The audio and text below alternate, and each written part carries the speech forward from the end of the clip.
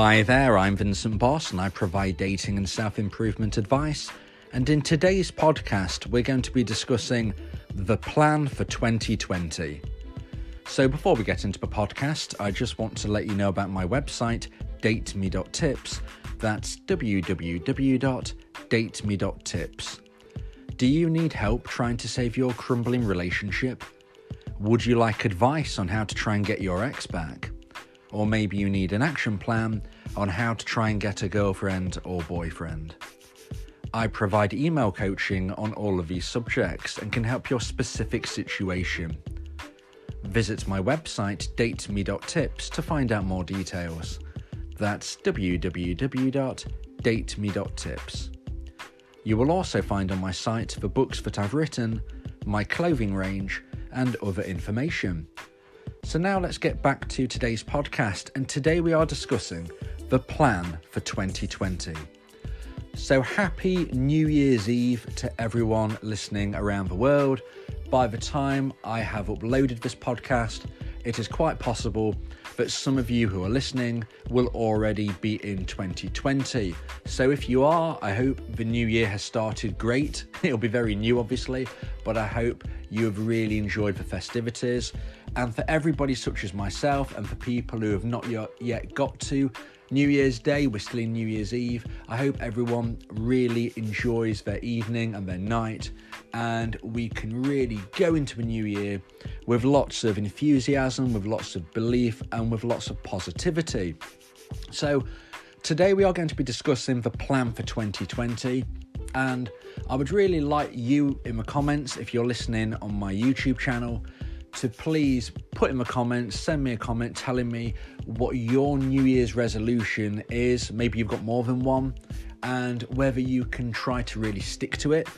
Because what you often find is that people will have a New Year's resolution and they will start it in January quite, thoroughly. They'll really put a lot of effort and they'll really try. And then in February, maybe there's 1 or 2 days, 1 or 2 weeks where they can't really do what they was hoping to achieve. So it gets a bit less. And then you often see by the time people get to March seems to be the time where people really give up on their New Year's resolution. So that might be maybe you're trying to get fitter. So you've got a new fitness regime in January. You're going 2 or 3 times a week doing this particular regime. Maybe you're in a class. But then when you get into February, that starts to drift a bit. And then by the time you get to March, that is often where people do tend to just quit. And the problem you have generally with this kind of thing is that people will set the bar too high. They will set the bar too high for their New Year's resolution, and it is very hard to maintain. And if you can't maintain something 100%, people will often think, well, stuff it, I'm just going to give up because I've already not achieved what I wanted to, so I'm going to give up. And that is the saddest thing. It's the saddest thing where people, they have a little wobble or whatnot and then they quit completely.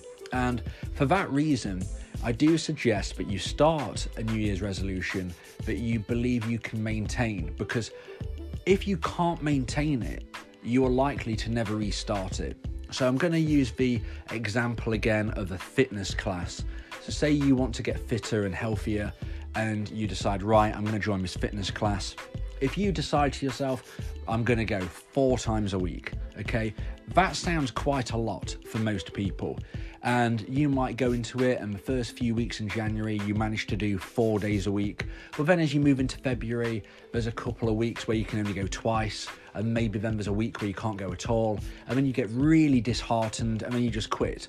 So that is not a good idea. What I would suggest instead is that you say to yourself, okay, based on my lifestyle, based on my schedule, based on my current fitness levels and how busy I am, in life, what can I achieve? What is manageable? Because anything is better than nothing. So even if you say to yourself, you know what, I'm going to go once a week, okay, well, that is better than no times a week. And it's also more likely you will be able to manage and maintain this. So going once a week is much better than going 4 times a week for 3 weeks, then 2 times a week, then once a week, then not at all, then just quitting. It's much better to go once a week for the whole year. Okay, so whatever your New Year's resolution is, whatever your aim is, make sure it is manageable. If you want to start a new business, for instance, make sure it is something that you can do in baby steps, okay? Look at my situation currently on my YouTube channel. That is my New Year's resolution. I want to grow my YouTube channel. Now, depending on when you listen to this podcast, I obviously don't know how many subscribers I'll have when you listen. It could be in the future. But currently, I'm a very small YouTube channel. I'm a new YouTube channel, and I'm growing slowly but surely. So my aim is just to try to get larger, just to keep maintaining that growth. And it's difficult. Everything is difficult in life, I've been trying to upload regular podcasts. I've had some excellent feedback, and I really do appreciate that. But growth is slow, and I expected that, and that is fine. I'm slowly going in the right direction. I didn't think to myself, you know what, I'm not on 10,000 subscribers already, so I'm going to quit. No, nothing like that at all. I'm just slowly growing a few subscribers a week, and that's fine. It's going in the right direction. And my New Year's resolution is to maintain this, to keep growing it, to keep pushing forward, and to try to grow a successful YouTube channel. And maybe that's what you want to do, okay? If you want to do a YouTube channel, my suggestion, my advice is to make sure that you try to upload at least 3 videos a week, I would say. And you've just got to kind of battle through your difficulties, because you might be somebody who thinks to themselves, right, I just can't do that many videos a week. Well, for me, I think you need to be looking at about 3 a week minimum to try to push forward, try to find a niche, try to be relatively specific within it. I always think to myself that the vloggers and people like that have a much harder time of trying to attract a new audience to them, because they're kind of doing a bit of everything. At least if you find a niche, if you're doing something that you're passionate about, then you can put in the effort and people can find you. And because obviously they're going to be looking for it, they're going to be using YouTube as a search engine. It's the second largest search engine in the world, I believe, behind Google, which is obviously what owns YouTube anyway. So, that is the type of thing I'm on about. That's just an example for me. And maybe if you are thinking of doing a YouTube channel, maybe you're doing something completely different. Maybe you want to learn a new language. Maybe you want to become a little bit better with jobs, around the house and around the garden and around the car. Maybe you want to learn how to change a car tire. Maybe you want to become a bit more somebody who's got more knowledge in general. Maybe you want to join a course and just learn a subject like history.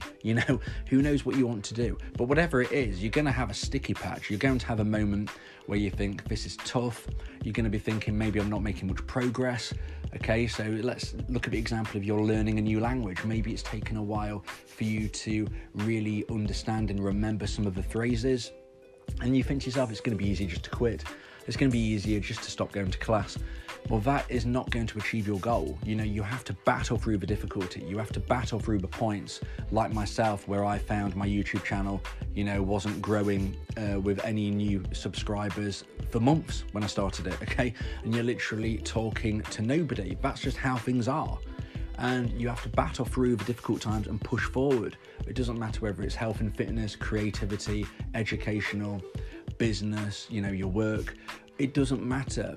And all of these things are going to make you a more complete person and somebody who is more attractive to others. So if you're single, if you're looking for a new relationship, if you're trying to re-attract your ex, whatever you're trying to do, all of these things make you a more appealing person. So if you can be a better person tomorrow than you are today, and a better person today than you were yesterday, then that makes you of higher value, and that is what people will look for. So I really want you to try to think of a New Year's resolution. I really want you to try to focus on what you can do to be that better person. This time next year, what can you have achieved? What is your aim? Maybe you want to do it month by month. Maybe you've got month by month targets by the end of January, February, March, April, and so on. What do you want to have achieved? Okay, put it in the comments, write in the comments, let me know your aims. It doesn't matter what they are, as long as you are a better person then than you are at this moment, because you would have learned more, you would have pushed forward with your career, you would have become more creative, you are more knowledgeable, you are fitter, you are healthier, whatever it is, okay? And if you're somebody who wants to get a relationship, if you want to try to get your ex back, then all of this fits in. all of this will make you a more appealing person. So I hope you are going to enjoy tonight. I hope if you've already got into 2020, you've really enjoyed it so far. Okay, we need to make sure that the year 2020 is our best year yet. This is the plan for 2020.